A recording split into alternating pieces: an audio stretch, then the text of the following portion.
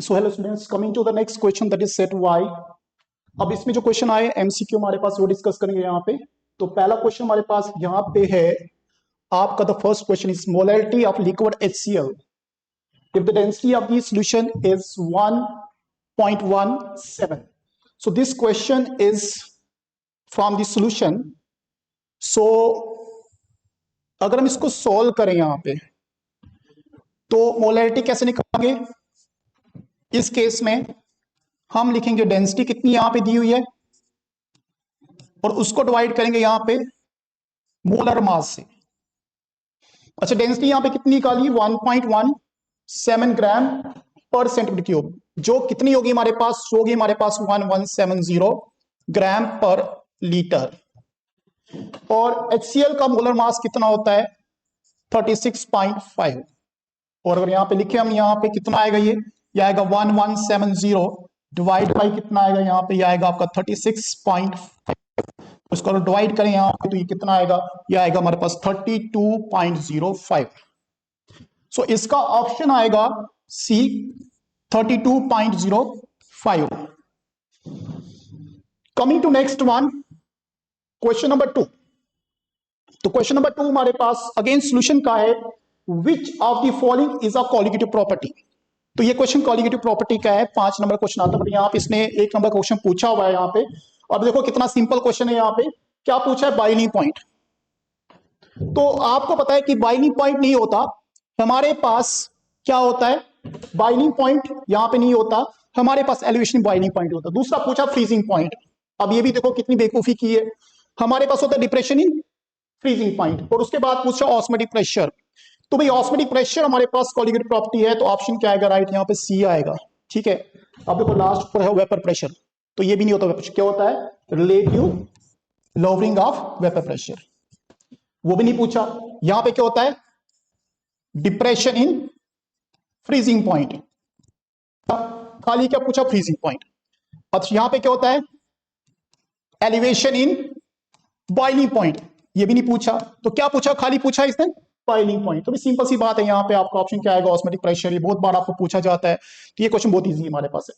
Next, coming to next question, question number हमारे पास 3 है। 3 कहता था potential of hydrogen electrode at 10 यहाँ पे क्या दिए, पीएच दिए 10 यहाँ पे। तो इसमें कितना पोटेंशियल होगा, तो भाई इसका आंसर क्या आएगा। तो आंसर बहुत सिंपल इसका है, आंसर इसमें आएगा part C which is equal to your -0.59 volt. अगर आप इसको निकालो, ये एनसीईआरटी क्वेश्चन हमारे पास है, यहाँ पे माइनस वैल्यू आएगी हमारे पास। तो ये भी क्वेश्चन आपका third. Coming to next question, question number 4। तो फोर्थ कहता है रेट कांस्टेंट। फोर्थ आया कहां से, रेट कांस्टेंट। तो रेट कांस्टेंट ऑफ रिएक्शन के इज कुछ वैल्यू दी है, आगे लिखा यूनिट हमारे पास। देखो यहाँ पे यूनिट क्या लिखा है, इसने लिखा है लीटर का स्क्वायर मोल -2 सेकेंड -1, ये लिखा है इसमें। अब ये कहता है किसका रेट कांस्टेंट का यूनिट है भाई। अगर आपको याद होगा जब हम रेट कांस्टेंट निकालते थे, कैसे निकालते थे, हमारे पास फॉर्मूला क्या था, तो हमारे पास फॉर्मूला था मोल लीटर सेकेंड -1। और यहां पे क्या करते हम, याद होगा आपको, तो यहां पे हम करते थे 1 - n, और यहां पे क्या करते हम, यहां पे करते n-1। तो अगर मैं यहां पे वैल्यू 3 लगा दूं तो क्या आएगा बताओ, यहां पे आएगा मोल -2। लीटर क्या आएगा यहाँ पे 3 - 1 इज इक्वल टू 2, और सेकंड क्या आएगा -1। तो बताओ ये बनेगा आपका। अब ये कब लगाया मैंने, जब मैंने n कितना पुट किया, यहाँ पे n पुट किया 3। तो बताओ ऑप्शन कौन सा आएगा, ऑप्शन आएगा थर्ड हमारे पास। ठीक है, तो ये क्वेश्चन आपको एमटी पेपर में मिला था, वहां पे था सेकंड ऑर्डर पूछा, यहाँ पे थर्ड ऑर्डर पूछा हुआ है। बहुत सिंपल क्वेश्चन था ये भी। अच्छा, नेक्स्ट क्वेश्चन पे आते हैं। The age of dehydrohalogenation of alkyl halide with alcoholic QH, with alcoholic QH। देखो डिहाइड्रो हैलोजिनेशन क्या होता है, आपको पता है इट्स रिमूवल ऑफ, एक तो यहां से हाइड्रोजन निकालो, दूसरा क्या निकालो, हैलोजन निकालो। तो भाई जब हमें हाइड्रोजन हैलोजन निकालना है, जब हमने हाइड्रोजन और हैलोजन निकालना है, तो हमें किस में प्रेफरेंस होता है, हमें सबसे ज्यादा इजी होता है कहां पे, टर्शियरी में। उसके बाद कहाँ होता है सेकेंडरी में, उसके बाद कहाँ होता है प्राइमरी में। ये हो गया भैया आपका। और क्या लगाना है यहाँ पे एल्कोहलिक OH, तो क्या बनता है यहाँ पे भाई, यहाँ पे बनते हैं इस केस में एल्कीन बनते हैं। तो प्रेफर क्या होता है टर्शरी हमारे पास, तो क्या ऑर्डर आएगा, सबसे पहले टर्शरी, उसके बाद सेकेंडरी, उसके बाद प्राइमरी आएगा, तो ऑप्शन बी आएगा इसका। तो ये रहा इसका ऑप्शन फिफ्थ का। अब कमिंग टू सिक्स्थ वन, हाँ ये भी देखो स्टूडेंट ने यहाँ पे बी पे टिक किया है, तो जिसने भी ये पेपर किया उसका ऑप्शन सही है, तो चलो मुबारक है उसको। अच्छा coming to next one, next हमारे पास क्वेश्चन है हमारे पास यहाँ पे सिक्स्थ। अब सिक्स्थ क्वेश्चन में क्वेश्चन क्या बोलता है, which of the following compound can be used as antifreeze, solution का चैप्टर उसमें पूछा हुआ यहाँ पे एंटीफ्रीज कौन होता है ना। लद्दाख में गाड़ी चलाओगे तो लद्दाख में क्या होगा कि गाड़ी का इंजन हो जाएगा सीज ठंड से, तो वहां पे उसमें क्या डालें, तेल में क्या डालें, तो तेल में डालेंगे वहां पे इथाइलिन ग्लाइकोल, क्या डालेंगे इथाइलिन ग्लाइकोल। अच्छा यहाँ पे देखो ऑप्शन ये भी था इथाइल एल्कोहल, तो कंफ्यूज मत होना, तो ऑप्शन क्या आएगा इथाइलिन ग्लाइकोल। फॉर्मूला क्या होता है, तो फॉर्मूला हमारे पास यहाँ पे OH, उसके बाद CH2, उसके बाद CH2, फिर क्या आता है यहाँ पे OH, और इसी इथाइलिन ग्लाइकोल को इथेन 1,2 डायोल भी कहते हैं। तो ये भाई, तो याद रखना ये एंटीफ्रीज का काम करता है, आपकी एनसीईआरटी में डायरेक्ट लाइन लिखी है वहां पे एंटीफ्रीज का काम करता है। तो ये भी कहां से, ये भी आपका बेसिकली सॉल्यूशन से ही आया हुआ है। Next question, so next question is question number 7th, कहता विच of the following is the strongest base, amine का क्वेश्चन, बेसिक ऑर्डर, सबसे इजी क्वेश्चन। क्या पूछा है, अच्छा बात यहां पे पूछी इन ए सॉल्यूशन, सॉल्यूशन केस में एक्वस मीडियम में, तो इसमें क्या आएगा भाई यहाँ पे, सो देखो बहुत सिंपल है यहाँ पे भी।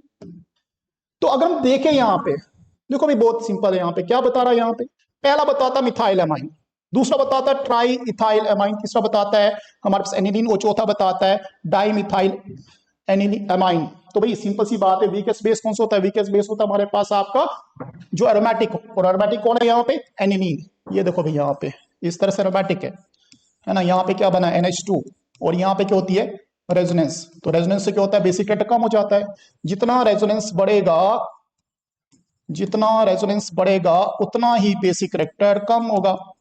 तो भाई सिंपल सी आसान सी भाषा यहाँ पे ना, सिंपल एनसीईआरटी में लिखा ये भी, तो ये भी बहुत इजी क्वेश्चन हमारे पास है। अब कमिंग टू नेक्स्ट क्वेश्चन, तो नेक्स्ट क्वेश्चन आता है एंटीबॉडीज, एंटीबॉडीज की होती है, ठीक है। अब एंटीबॉडीज की होती है यहाँ पे, क्या कार्बोहाइड्रेट होता है, अब ने कोई पढ़ा है नहीं पढ़ा होगा, प्रोटीन्स, लिपिड्स या एंजाइम्स। देखो सिंपल सी बात है, हमारे पास एंटीबॉडीज प्रोटीन की टाइप की होती है, प्रोटीन ही एंटीबॉडी काम करता है, तो क्या होगा यहाँ पे इसका ऑप्शन आएगा बी हमारे पास, that is basically your proteins. तो प्रोटीन्स आर एंटीबॉडीज, तो हमारे पास जो इसका ऑप्शन जिसने भी टिक किया होगा कौन सा बी, तो उसका करेक्ट होगा, है ना। तो यहाँ पे तो दौड़ है ही नहीं, सिंपल सा क्वेश्चन पूछा हुआ है, तो ये हो गया भाई कौन सा प्रोटीन्स, प्रोटीन एक एंटीबॉडी होती है। नेक्स्ट एंटीबॉडीज होती है। नेक्स्ट हमारे पास क्वेश्चन कौन सा यहाँ पे 9th क्वेश्चन, अच्छा भाई बहुत ही सिंपल है ना, विटामिन ए का नाम क्या है ना, तो विटामिन ए का नाम क्या होता है, सो भाई सबसे बड़ी बात है विटामिन ए का नाम हमें बताना है, और हमें सबसे पहले ऑप्शन दिया है यहाँ पे एस्कॉर्बिक एसिड, और सबको पता है एस्कॉर्बिक एसिड की क्या होती है विटामिन सी होती है। अच्छा उसके बाद पूछा है ए का नाम है रेटिनॉल, डी का नाम है क्या यहाँ पे कैल्सिफोल, और ये वाली ये तो आपको पता है बी टाइप में आती है, तो ऑप्शन क्या है भाई, हम यहाँ पे बात करते हैं सीधी ए की, तो ऑप्शन आएगा बी पार्ट रेटिनॉल, तो रेटिनॉल इसका राइट आंसर है।